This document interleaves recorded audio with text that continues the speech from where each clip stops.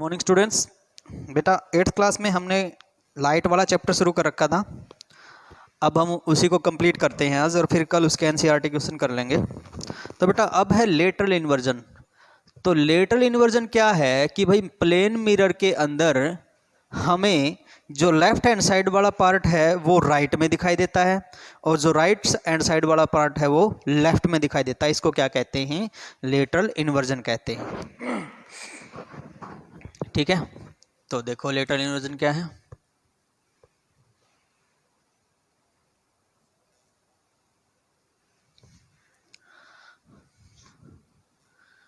It is the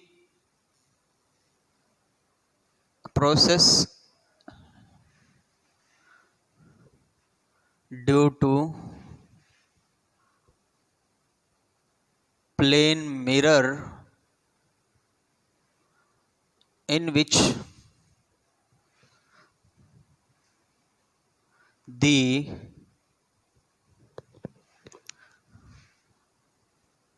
left hand side of the object is seen at right hand side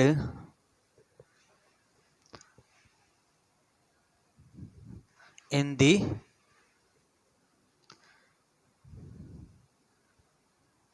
mirror. ठीक है ना। तो बेटा lateral inversion क्या है? लेटरल इन्वर्जन वो प्रोसेस है जैसे हम मिरर में देखते हैं तो हमारा जो लेफ्ट हैंड साइड का जो पोर्शन है वो हमें मिरर में कहाँ दिखाई देगा? राइट हैंड साइड में। और जो राइट हैंड साइड का पोर्शन है वो मिरर में हमें कहाँ दिखाई देगा? लेफ्ट हैंड साइड में। तो इसको क्या कहते हैं? लेटरल इन्वर्जन कहते हैं। ठीक है। अब देखो नेक्स्ट टॉपिक है नेचर ऑफ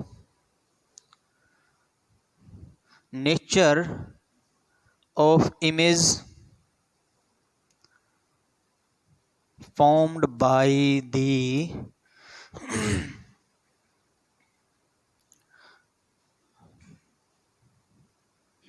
plane mirror। तो प्लेन मिरर के अंदर जो हमें इमेज मिलती है इसका क्या नेचर होगा? Number 1, the image will be virtual। Image virtual होगी भाई, रियल नहीं होगी। ठीक है। Number 2, the image will be laterally inverted। तो इमेज कैसी होगी? लेटरली इन्वर्टेड इमेज होगी। नंबर 3,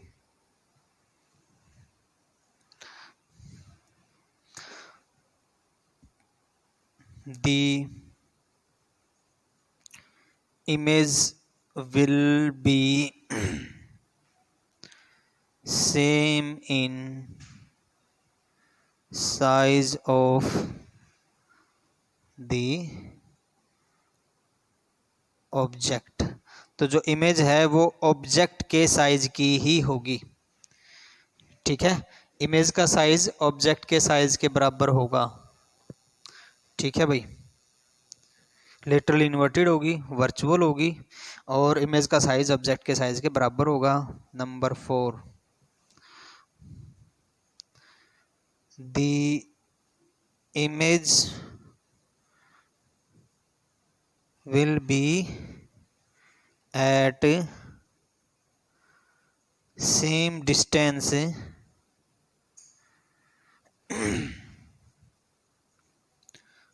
behind the mirror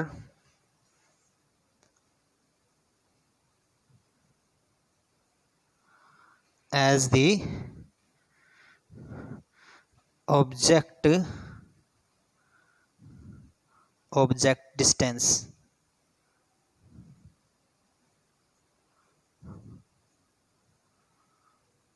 ठीक है बेटा। तो इमेज की जो डिस्टेंस होगी, इमेज क्या होगा, मिरर के पीछे बनेगी, ठीक है ना। तो इमेज की जो डिस्टेंस होगी वो उतनी ही होगी जितनी ऑब्जेक्ट की डिस्टेंस है, ठीक है ना। तो इमेज से पहले जितनी ऑब्जेक्ट की डिस्टेंस है उतनी ही डिस्टेंस किसकी होगी, इमेज की होगी, ठीक है।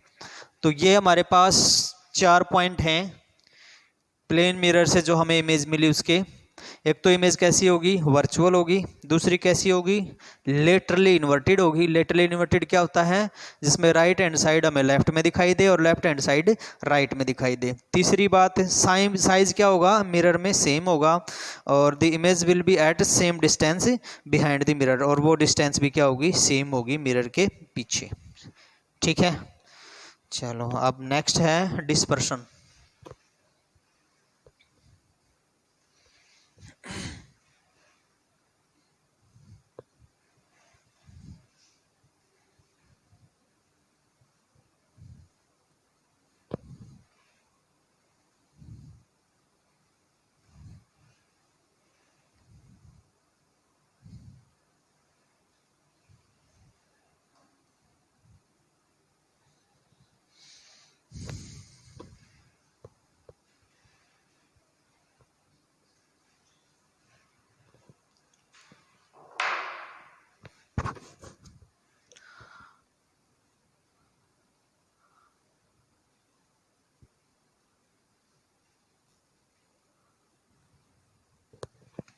तो बेटा डिस्पर्शन क्या है,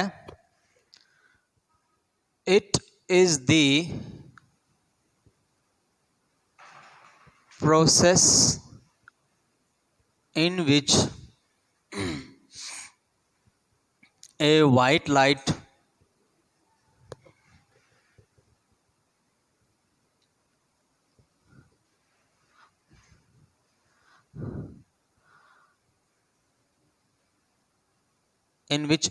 light changes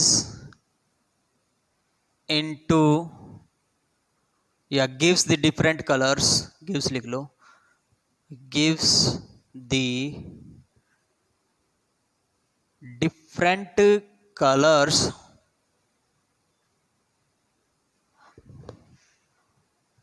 after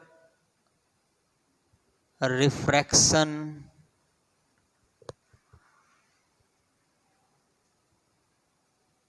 through the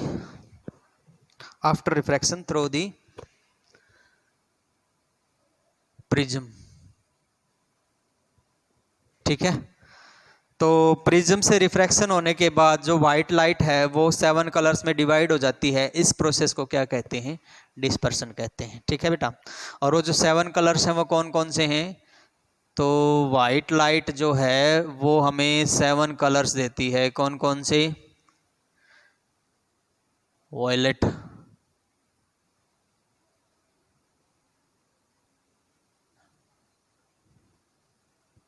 ठीक है, और इंडिगो,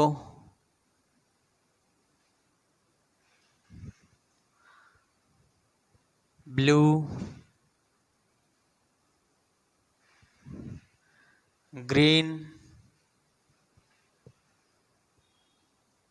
येलो, ऑरेंज, रेड, ठीक है।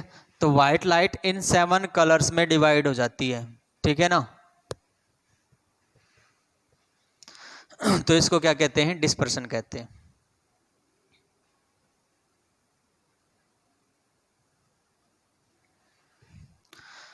व्हाइट लाइट आएगी, ठीक है, ये व्हाइट लाइट है और ये प्रिज्म है। प्रिज्म से अंदर से जाने के बाद वो क्या हो जाएगी, 7 कलर्स में डिवाइड हो जाएगी,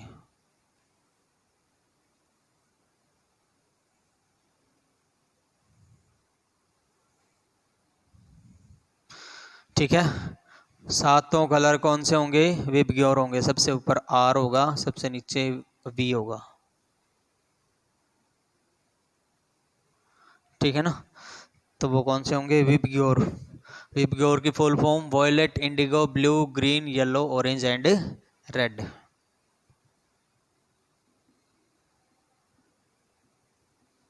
ठीक है। ये क्या है, प्रिज्म है।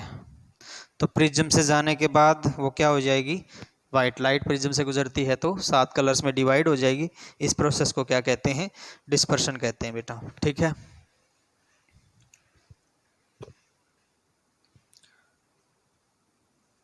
In these colours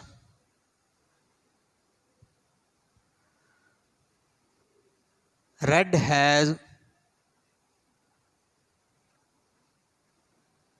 maximum wavelength and minimum frequency.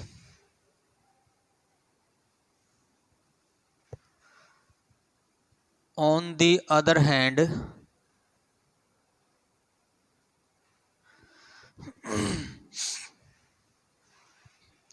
violet has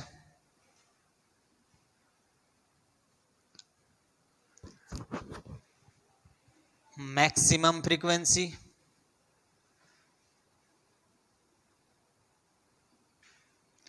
and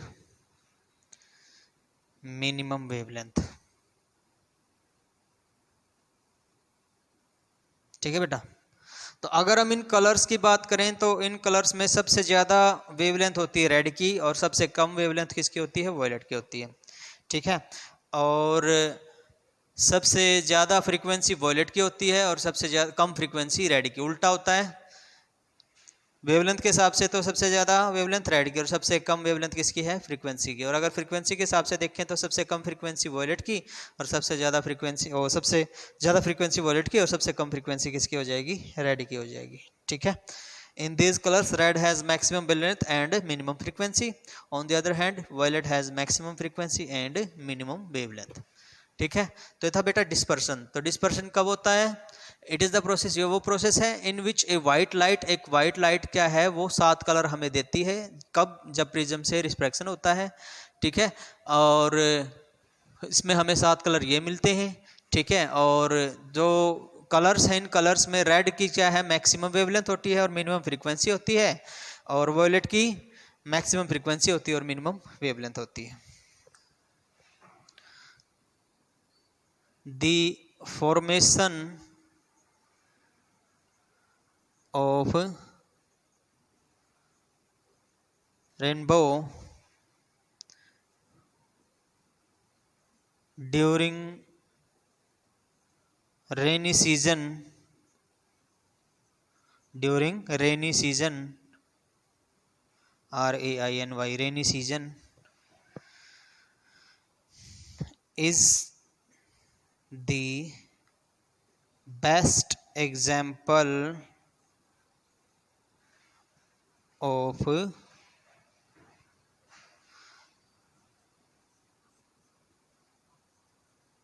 dispersion. तो बेटा जो रेनबो है वो इस डिस्पर्शन का बेस्ट एग्जांपल है भाई। ठीक है, तो the formation of rainbow during rainy season is the best example of dispersion. ठीक है, उसमें जो छोटी छोटी बूंदें रह जाती हैं आसमान में, बरसात के टाइम पे क्या होता है, छोटी छोटी बूंदें रह जाती हैं आसमान में, तो वो बूंदें प्रिज्म का काम करती हैं। तो उन बूंदों के थ्रू ही क्या होता है, डिस्पर्शन होता है बेटा। ठीक है, तो जैसे ही वाइट लाइट, सनलाइट जो है वाइट आती है, वाइट लाइट उससे अंदर से गुजरेगी तो हमें 7 कलर का एक बैंड मिल जाएगा जिसको हम क्या कहते हैं, रेनबो कहते हैं। ठीक है, तो ये था डिस्पर्शन बेटा। चलो, डिस्पर्शन के बाद में है भाई हमारे पास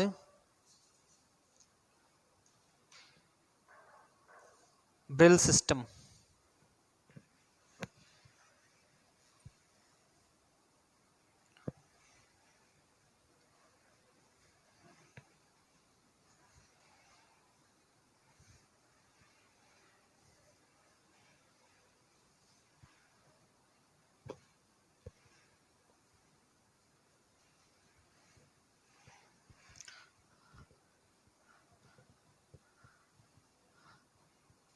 जो विजुअली चैलेंज्ड पर्सन होते हैं, मतलब जो अंधे लोग होते हैं, तो विजुअली चैलेंज पर्सन के लिए एक लुइस ब्रिल ने अपने आप एक सिस्टम डेवलप किया था जिसके द्वारा वो क्या मतलब पढ़ भी सकते थे और लिख भी सकते थे। उसको हम क्या कहते हैं, ब्रिल सिस्टम कहते हैं। वो डॉटेड होता है, जैसे विजुअली चैलेंज होते हैं ना, वो जैसे टच करते हैं उसको, अलग अलग डॉट होते हैं, तो उन डॉट के हिसाब से उनको समझ में आता है भाई ये क्या लिखा हुआ है, ठीक है ना। उसको हम क्या कहते हैं, ब्रिल लिपि बोलते हैं, ठीक है ना, ब्रिल सिस्टम बोलते हैं, ठीक है। तो होता क्या है,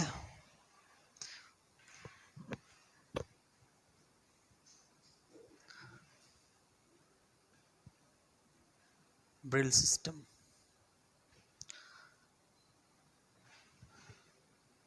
the visually challenged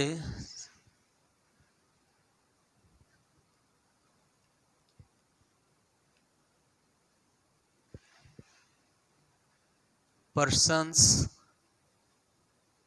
can write and read through the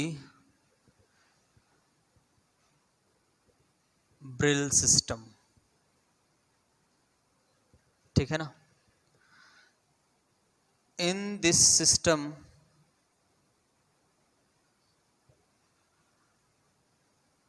there are 63 dots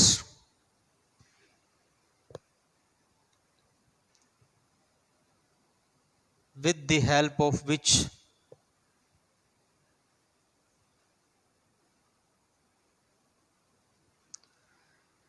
a person can right और रीड, ठीक है ना। तो ये शुरुआत किसने की थी, ब्रिल ने की थी। वो मतलब क्या है, कोड होते हैं अलग अलग और वो डॉट्स में लिखे जाते हैं, और वो डॉट्स लगभग कितने होते हैं, 63 डॉट्स होते हैं, ठीक है ना। उन 63 डॉट्स की हेल्प से एक पर्सन क्या है, लिख सकता है और मतलब वो पढ़ भी सकता है, रीड भी कर सकता है, ठीक है ना। तो अलग अलग 63 टाइप के डॉट्स होते हैं इसमें। It is discovered by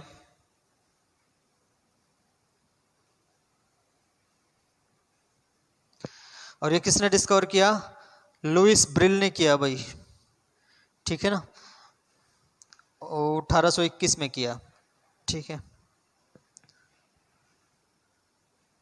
Louis Braille, LOUIS, Louis Braille ने किया था। किसमें, in it is discovered by Louis Braille in 1821, 1821 में, ठीक है ना। तो ये था हमारे पास ब्रिल सिस्टम, ठीक है, जिसके अंदर क्या कर सकते हैं हम, मतलब विजुअली जो अंधा जो आदमी है वो पढ़ भी सकता है और लिख भी सकता है, ठीक है। इसके बाद में है कैलेडियोस्कोप भाई, ये भी कई बार पूछ लिया जाता है, होता क्या है।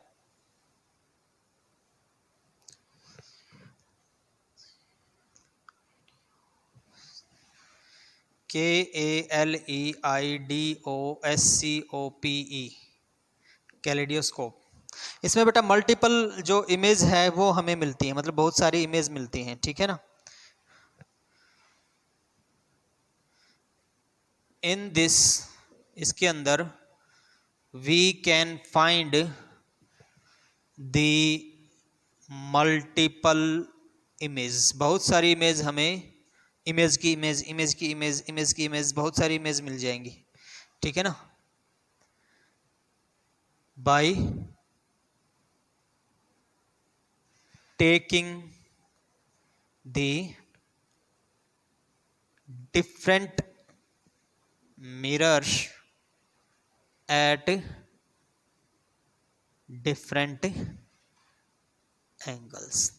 तो अलग अलग मिरर को एंगल पे, जैसे इस तरह से अलग अलग मिरर को हम, जैसे एक मिरर ये हो गया, ठीक है, एक इसके पीछे हो गया, एक आगे हो गया, एक नीचे हो गया, तो अलग अलग मिरर को क्या है, अलग अलग एंगल पे सेट कर देते हैं। इससे हमें क्या मिलती है, मल्टीपल इमेजेस मिलती हैं।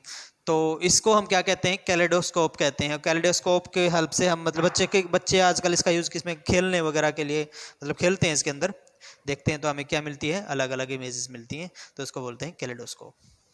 ठीक है बेटा, तो आज के लिए हम इतना ही करेंगे। ये चैप्टर हमारा क्या हो गया, कंप्लीट हो गया, और कल हम इसके एनसीईआरटी क्वेश्चन करेंगे। Thank you very much.